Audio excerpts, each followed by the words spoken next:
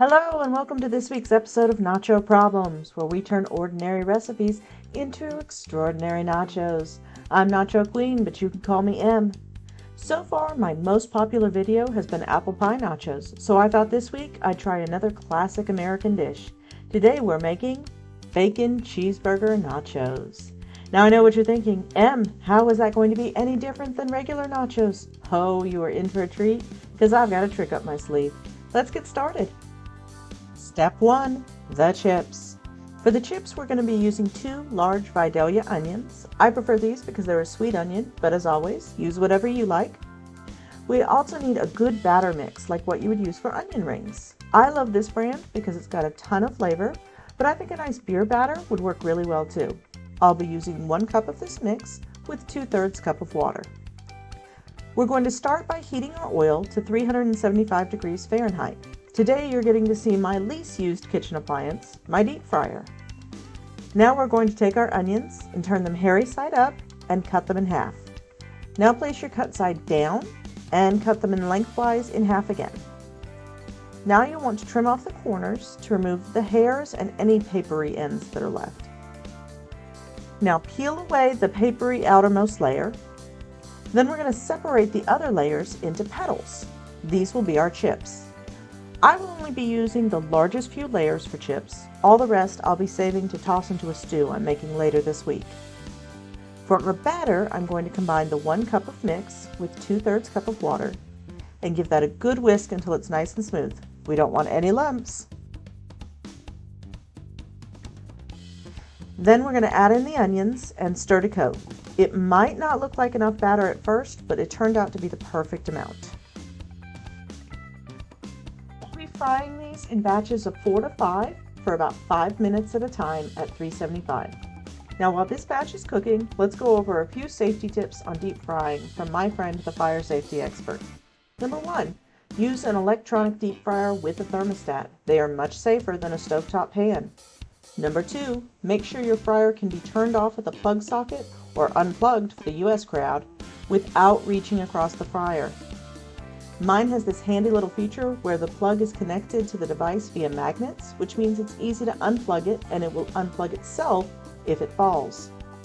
Number 3, have a fire blanket. If you don't know what this is, Google it. It's a must-have for any kitchen. It should be wall-mounted and in date. Please note, most fire extinguishers are not suitable for use on cooking oil fires. Number 4, any moist food like fish or fresh potatoes should be blotted with a paper towel before going into the fryer. Number 5, don't wear short sleeves or shorts. You want to be as covered as possible to protect you from splashing oil. Just remember, no shoes, no shirt, no frying. Yes, I know I'm in a t-shirt. I have been chastised. Let's move on. Number 6, never put water on an oil fire. Cover it with a fire blanket. Turn off the power to the appliance, evacuate, and call emergency services. And 7, last, do not leave a hot fryer unattended. And really, that goes for 90% of cooking. If it's hot, keep an eye on it. Now, I know I sound a little preachy with all of these guys, but I only have about 20 subscribers. I can't afford to have any of you die trying to make fried onion petals. Okay, let's get back to our chips. We're just going to remove these to a paper towel lined bowl. Now because these are scoop shaped, they will collect oil in them. So you see I'm just going to turn them upside down to drain off some of that oil. Now you might wonder why I'm using tongs instead of my basket. That's because I found that if you use the basket with battered items, they tend to stick to the basket. So I use tongs to put the battered stuff into the oil. Just make sure that you have a good grip so that they don't slip and splash you. So that's it for our chips. Let's move on to Step 2. The toppings. So for our toppings, I'll be using 1 pound of ground beef or beef mince, some Red Robin burger seasoning, but you can use whatever seasoning you've got or you like. I've got some thick cut bacon. 1 slice per plate of nachos should be good. I've also got some sweet pickles and some red onion that I'm going to dice up, and both will be sprinkled over the top.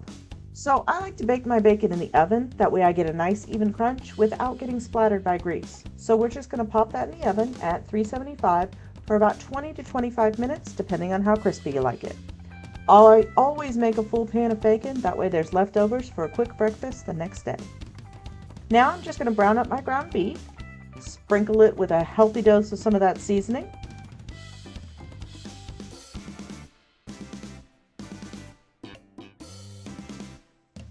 And then of course we'll drain it onto some paper towels. Last for our toppings, we're just going to chop up our bacon into some fine bits. And then chop up our gherkins into little rounds. And we're all ready. Step 3, the cheese. Okay, I know this is a huge cheat, and I'm sorry.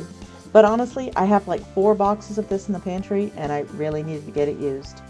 I promise next time we need an actual cheese sauce, I will make one from scratch. We're just going to pop this into a saucepan and heat it up just a bit. You could also just microwave it. Okay, now that we've got all of our components, it's time for everyone's favorite. Step 4, let's eat. I'm going to start by laying down some of our onion chips. Then we're going to top that with the ground beef. Next, let's drizzle on some of our cheese sauce. Okay, at this point, you can add whatever toppings you like. I've prepared the bacon, red onions, and pickles, but you could get really crazy. Add some ketchup, mustard, barbecue sauce, sauteed onions, avocado, jalapenos, really anything that you would put on a burger, you could put on top of these. I've made this plate especially for Oldson, who seemed skeptical of the idea of onions as chips, so let's see how well he likes them. And it's a win! Guys, the family all love this dish. It has been requested to become a regular addition to our menu. Well, that's all for this week. I hope you enjoyed it. If so, please consider sharing it with a friend. If you have an idea for a future video, you can leave a comment below, or better yet, tag me on Twitter. I'm at NachoProblemsYT. Now, if you'll excuse me, it's tax season here in the US, and I'm trying to convince the IRS that nacho supplies are a valid business expense. But unless you're my accountant, that's not your problem. Thanks for watching, and I'll see you soon.